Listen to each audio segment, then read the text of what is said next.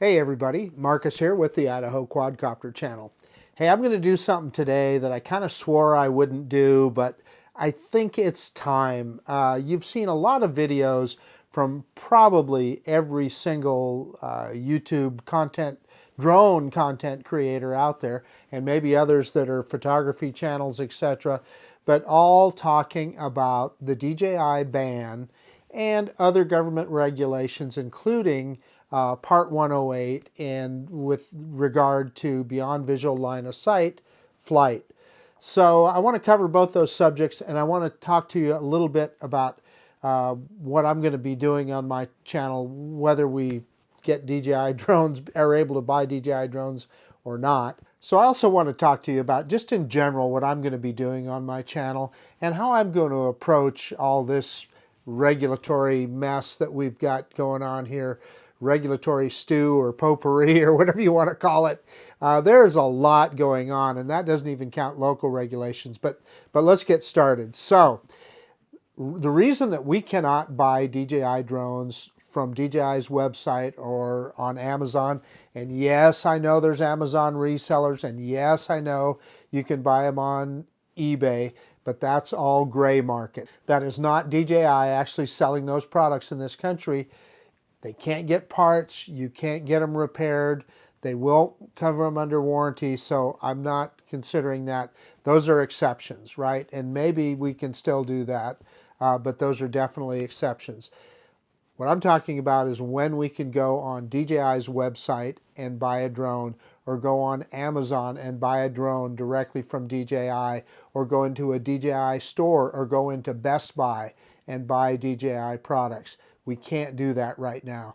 And there's one major reason for that, and that is the Customs and Border Patrol has begun enforcing the Uyghur Forced Labor Protection Act, that states that any company that used that Uyghur forced labor in China to manufacture their products, they couldn't sell in the United States. Now, DJI disputes that they've ever used forced labor. I don't know whether they have or not. I don't think so. They don't even have any factories in that area. So I think it's just an excuse. There are some factions that would like to not have DJI drones sold in the United States. So I think that's how that all came about. Now, beyond that, I suspect DJI will get that solved. They'll be able to prove that they're not using forced labor, and I suspect that we will be able to, again, be able to buy DJI products in this country. I, for one, am hoping that it's in time for the little Mini 5 Pro, the DJI Mini 5 Pro. I'm pretty excited about that. I'm making this video on the day that the Mic 3 came out, and I definitely want to buy a Mic 3. Now, can I buy it on Amazon? I can. Can I buy it directly from DJI? No, I can't. So, you've got to make those decisions yourself. However, I think that's going to get resolved. But there's more problems. We also know about the 2025 National Defense Appropriation Act, and there was a section in that said that they had to do a security review of DJI drones before the end of 2025. In fact, I think it's like mid to late December, something like that is the deadline for that. And if they don't pass this security review, or conversely, if a security review doesn't happen, they automatically go on what they call the covered entity list with the FCC, and they're not able to get their wireless approved for their products. Therefore, they could not legally sell products in the United States. Now, my understanding is if you already have a DJI product, it's grandfathered, so you're okay. So what it would mean is we wouldn't be able to get any of their new products in the U.S. because they're on that entity list, covered entity list, and they couldn't get FCC, Federal Communications Commission, approval for the wavelength. Obviously, these are radio controlled. They couldn't get that approval, and they just wouldn't be able to sell products here. that one is problematic. And, you know, it would be so easy just to let that slide and nobody do a review. Then they're automatically on the list. And then the people that do the review, I don't know, I guess we'll find out. So that's kind of hanging over our head, right? And that's probably really the bad one. And then thirdly, there's the tariff situation, right? The Chinese tariffs have been changing. I don't even know what they are right now. It's like 53% or something like that. It changes almost daily, and you almost have to be an import-export expert to figure out what that is. So what would that do to our prices of our product, the drones from DJI? Would it make them unaffordable? I have no idea. Don't know. I can also tell you this. There is risk in ordering those gray market products. Service, number one. Two, can you trust the seller? Are you going to get the product? I'll tell you my personal experience. I really wanted the DJI RC2 and RC Pro 2, excuse me. The RC Pro 2, right? The one with the lift-up screen. That's 2000 nits brightness. It would work with my Air 3S and it would work with my Mini 4 Pro. I was pretty excited about that. So I attempted to order one from an eBay reseller in South Korea. And a number of other people that I know have bought products from that same company and they got them no problem. I can tell you I never got mine. The deadline, the day that I was supposed to arrive, came and went, had no communication from the company. I finally got a hold of them and I said, hey, when am I going to get this? And they said, their excuse was pretty flimsy. They said, well, the one we were going to send you was damaged. Well, was defective. They said the one we were going to send you was defective. So I'm thinking, okay, it's brand new, it's in the box. How would they know if it's defective or not? So that was pretty flimsy. But in any case, they said that they didn't know when they would have one to send me. So I requested my money back, had to jump through a few hoops to get that done, but I finally got my money back. So I'm just telling you, there's risk in buying products through that route. I'm not saying that I wouldn't try it again. I'm just warning you, there's risk. So that aside, it's going to be tough for DJI, I think, in the future. And where does that leave us? Well, there's drones, and I don't, you know, I bought the little Sky Rover X1, which is essentially a DJI Mini 4 Pro, manufactured under license, I presume, from DJI. Will these kind of drones still get through? I hope so. This is a great little drone. It flies, well, identical to my Mini 4 Pro. It's a great little product. If we can get this kind of stuff, I'd be happy, but I'm not, you know, I don't know. I worry about that because I think those could end up being covered by some other pending legislation as well. In fact, ultimately, all Chinese drones could potentially get banned. Where do we get our consumer drones right now? They all come from China, 100%. So, yeah, we'd be in trouble if we couldn't get that. It would be well, not the end of our hobby because we still would have legacy products, but we wouldn't be able to get any new stuff.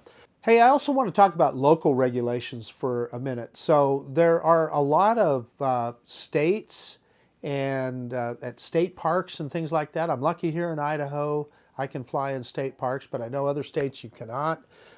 There's a lot of localities that say no drone flying rules, and they'll try and make a rule that you know you can only fly so high or what. Well, I'll give you an example.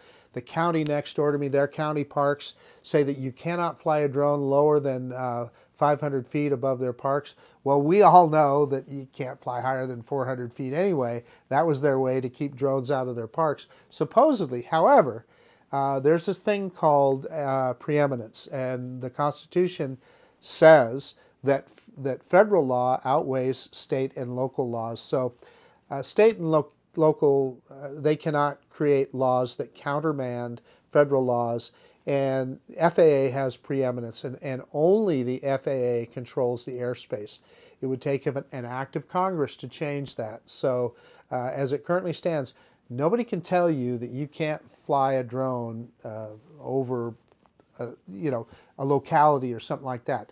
Now, do you want to be flying over a national park or national monument? No, don't do it. Why would you do that? For one thing, you'd have to take off from the outside to fly over it, and how far in could you fly? So just don't do it. Keep yourself out of trouble and try and respect those things. But if you've got a locality that tells you that you can't fly over their little town or city, they're just wrong. You can do that.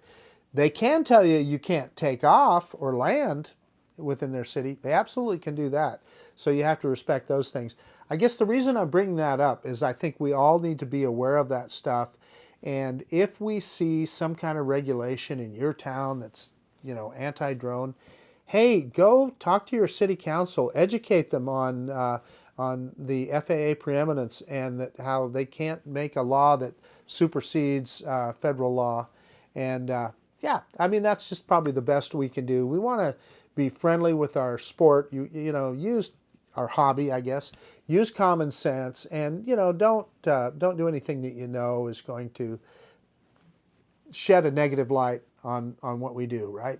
So I guess that's about it for that part of it. Okay, enough of that. So next is part 108. I want to talk about that a little bit, and that is flying beyond visual line of sight. Well, that's something that we all really would like to be able to do without looking over our shoulder and worrying about, potentially somebody from the FAA calling you or whatever. So there is currently right now, the FAA has come up with a rule. So they've put out a notification of public rulemaking, and they've published that rule. I've watched a lot of videos from a lot of people that would understand that stuff a lot better than me. For instance, Greg at the Pilot Institute, he put out a really good video on that, and I would encourage you to watch it. But most of it applies to commercial operations. So it's kind of interesting, some of the wording, and I have to tell you, I am not smart enough to understand it, and I'm not sure at this point anybody is. But they do have a 60-day comment period that started on August 6th that you can comment on the rule.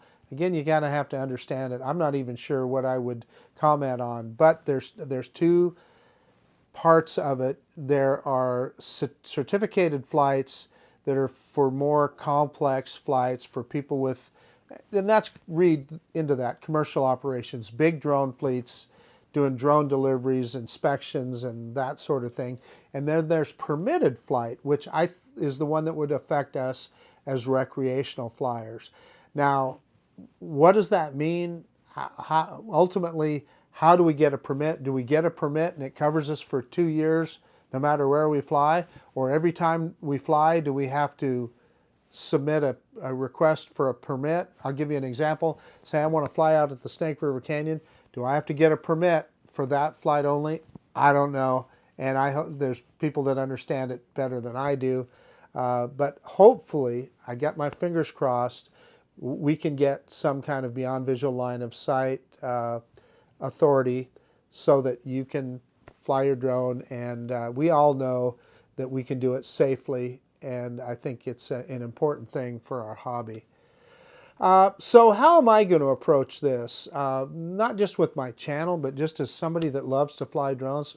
I absolutely love this hobby. I've been at it for a long time, and I have made friends literally all over the world.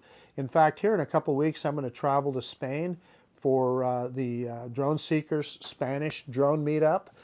Can't wait to do that. Again, because of this hobby, I've made friends all over the world, and it's a great hobby. Could it potentially end with some of these regulations with regard to DJI, etc.? It would not end, but it certainly could be restrictive for us in the United States. I'm going to keep flying no matter what. I am fortunate that I've had some success on this channel.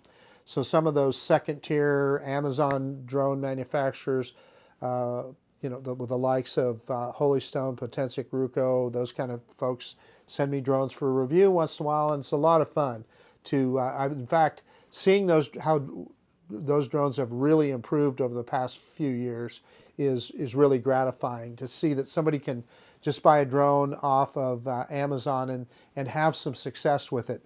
A couple of years ago, that just wasn't the case. If you didn't buy a DJI product or an Autel product, your success was going to be limited. But a lot of these drones, they actually work pretty good now. So I'm going to keep doing that. But more importantly, I really enjoy flying my DJI drones, my Autel drones, and I'm going to keep doing that. And hopefully I can keep getting the new products as they come in. We'll see about that. Yeah, so we just have to see how that rolls. But it's going to be really frustrating if we see the rest of the world get these really cool products from DJI and we're not able to have them. Now, as far as domestic manufacturers, hey, I hope it comes to be. That'd be awesome, but they're not there yet, at least not for hobbyists like us. So we'll see how that all shakes out. Okay, so that's my little rant with regard to our hobby.